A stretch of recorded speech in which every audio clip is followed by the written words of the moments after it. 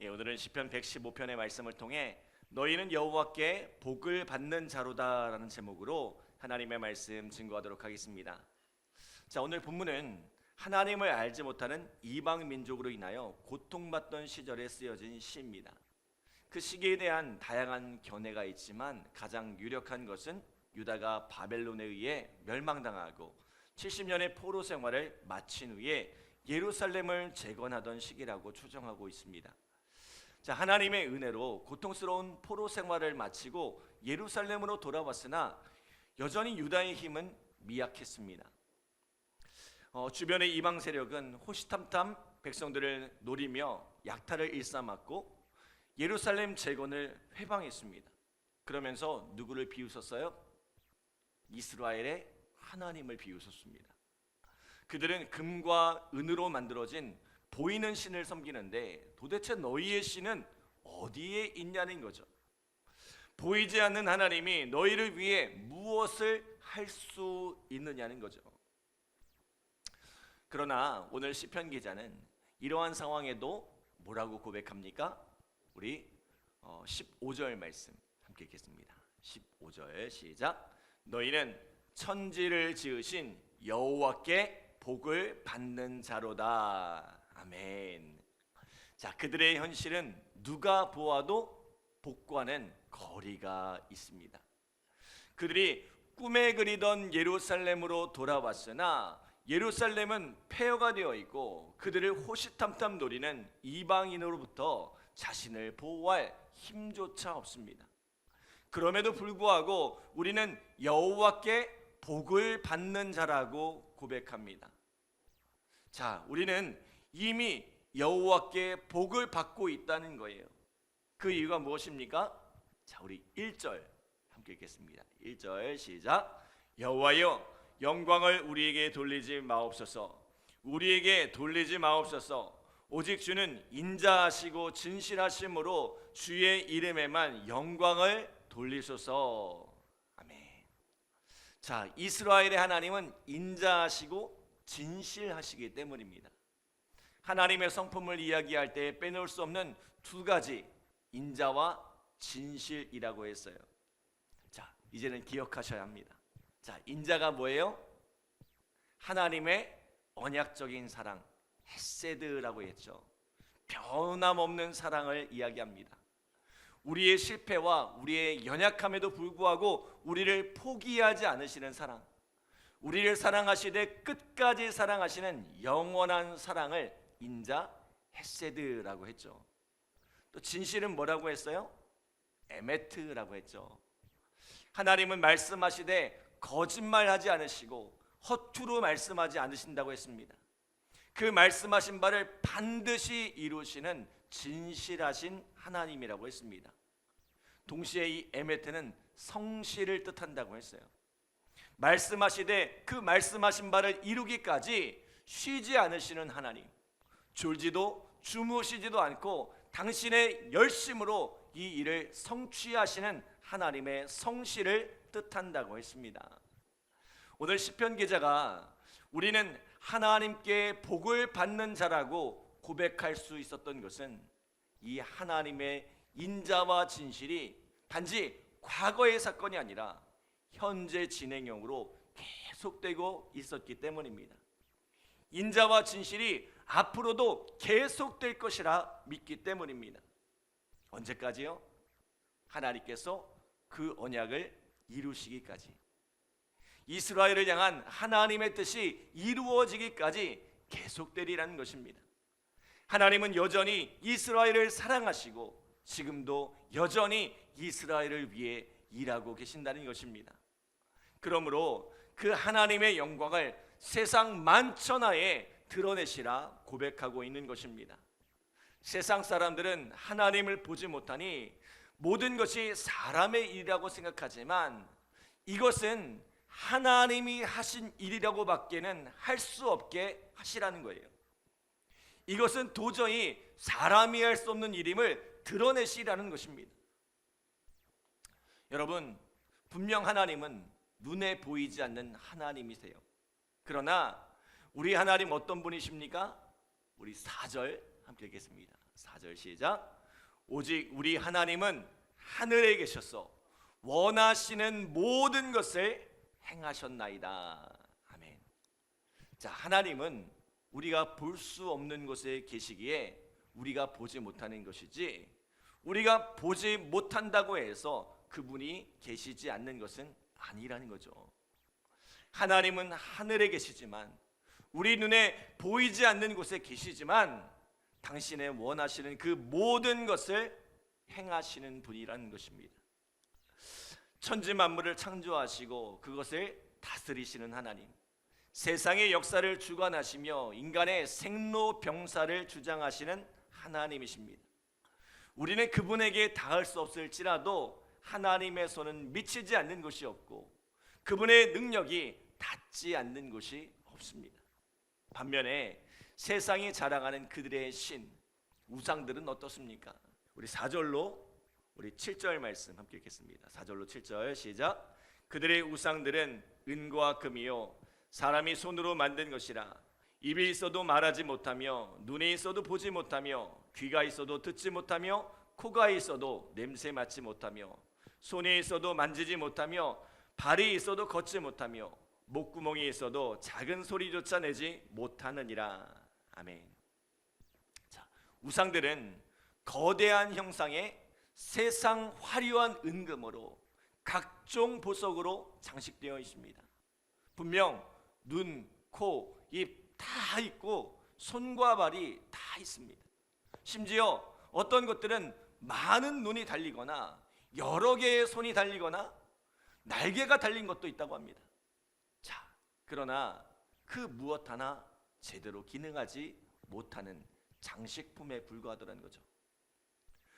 눈앞에 있어도 보지 못하고 큰 소리로 부르짖으나 듣지 못하고 향기로운 제물을 올려드려도 냄새를 맡지 못합니다.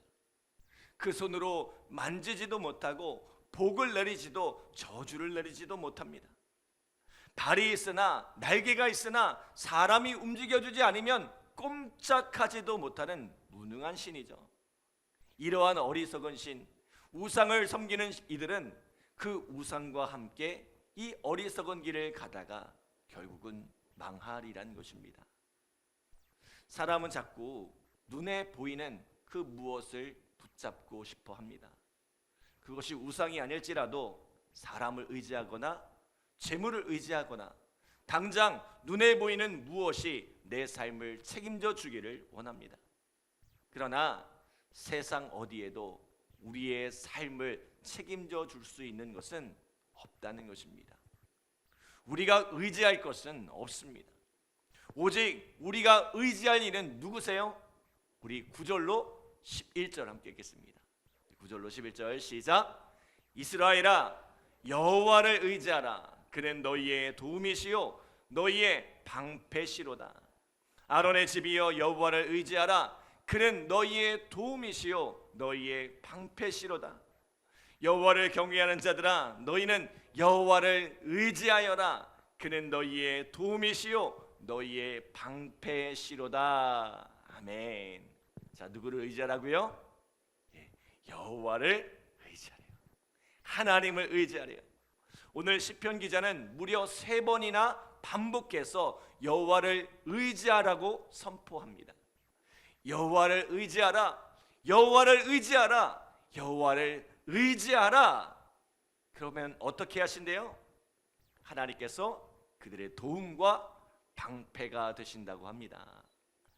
자, 여기서 히브리 원문에 보면 도움은 에제르라는 단어를 사용합니다. 돕는 배필, 또 에베네셀, 여기서 사용되었던 단어죠. 도움을 뜻하는 이 에제르는 그냥 일반적인 도움을 뜻하지 않습니다.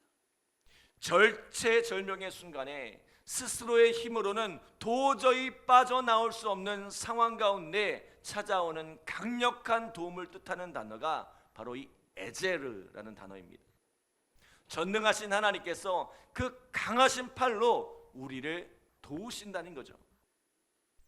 또 방패를 뜻하는 마게는 가나안이란 단어에서 유래했는데, 이 가나는 보호하다, 덮다라는 의미를 가지고 있습니다.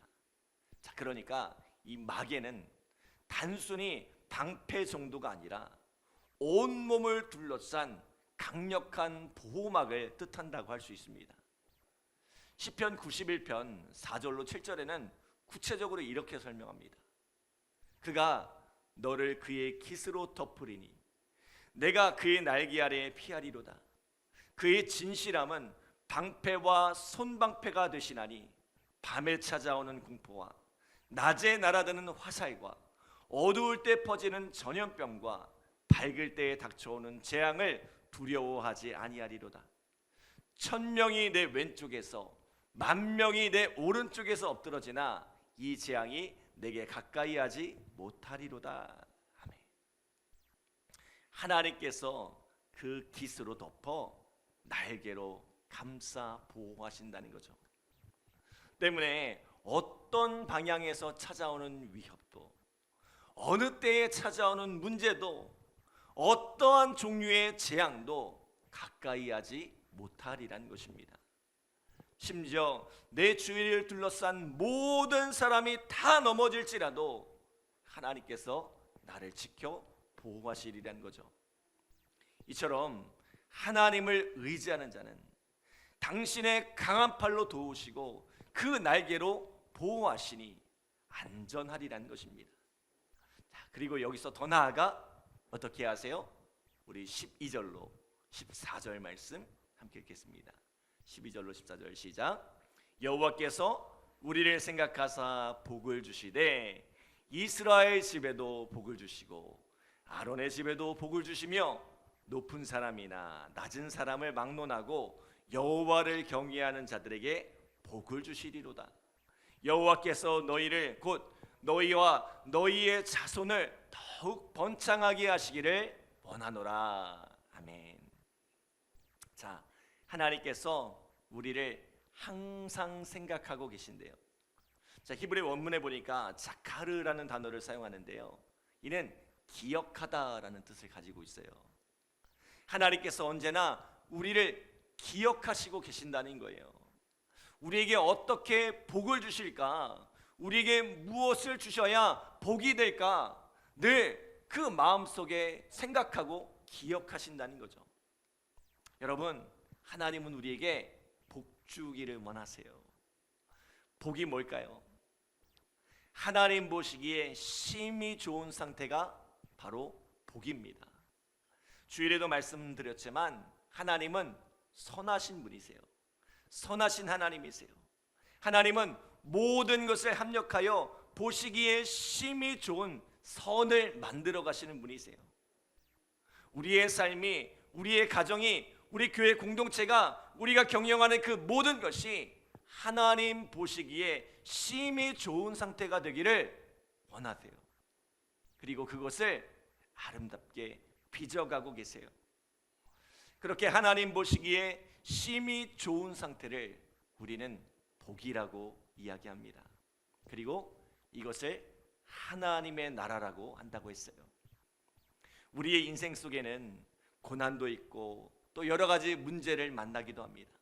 그러나 우리의 도움과 방패가 되시는 하나님께서 우리를 안전하게 지키실 뿐만 아니라 하나님 보시기에 심히 좋은 상태로 우리의 모든 삶을 이끌어가고 계신다는 것입니다. 그러니 우리는 복을 받았어요? 안 받았어요? 네, 우리는 복 받았어요. 지금 우리의 위치가 어떤 위치에 있는지는 잘 모르겠습니다. 고난 중에 있을 수도 있고 또 깊은 수렁 가운데 있을 수도 있습니다. 그러나 분명한 것은 그것이 우리의 인생의 결론이 아니란 거죠. 여러분, 하나님께서 우리를 보호하시고 건지실 뿐만 아니라 반드시 우리를 복된 길로, 하나님 보시기에 심히 좋은 곳으로 우리의 삶을 이끄실 것입니다. 사랑하는 여러분, 오늘 우리에게 이 복 주시는 하나님을 이제로부터 영원까지 찬송하며 살아가는 우리 믿음의 성도들 되시기를 간절히 기도합니다. 기도하겠습니다. 하나님 감사합니다. 오늘 우리와 함께 하셔서 우리에게 복 주시고 복된 삶을 살아갈 수 있도록 우리의 삶을 인도하여 주심에 감사드립니다. 오늘도 하나님의 그 인자와 진실, 성실을 따라 살아가는 오늘 우리의 삶이 되어질 수 있도록 주님 축복하여 주시고, 그 하나님의 날개 아래 우리를 보호하시며 우리를 구원하시는 하나님의 놀라운 축복, 은혜를 경험하게 하여 주시옵소서. 무엇보다도 우리를 복주시기 원하시고, 또 우리를 기억하사 우리를 가장 좋은 것으로, 하나님 보시기에 심히 좋은 모습으로 바꾸어 가실 그 하나님을 기대하며 그 하나님과 함께 동행하는 우리의 삶이 되어질 수 있도록 주님 축복하여 주시옵소서. 날마다 그 하나님을 찬송하게 하시고, 날마다 우리 입술로 그 하나님께 영광 돌리는 복된 삶이 되게 하여 주시옵소서. 오늘 이 새벽에도 간절한 마음으로 기도한 우리 성도들 주님께서 응답하여 주시고, 또 열매 맺게 하시는 귀한 축복과 은혜를 경험케 하여 주시옵소서. 감사드리며 예수님의 이름으로 기도드립니다. 아멘.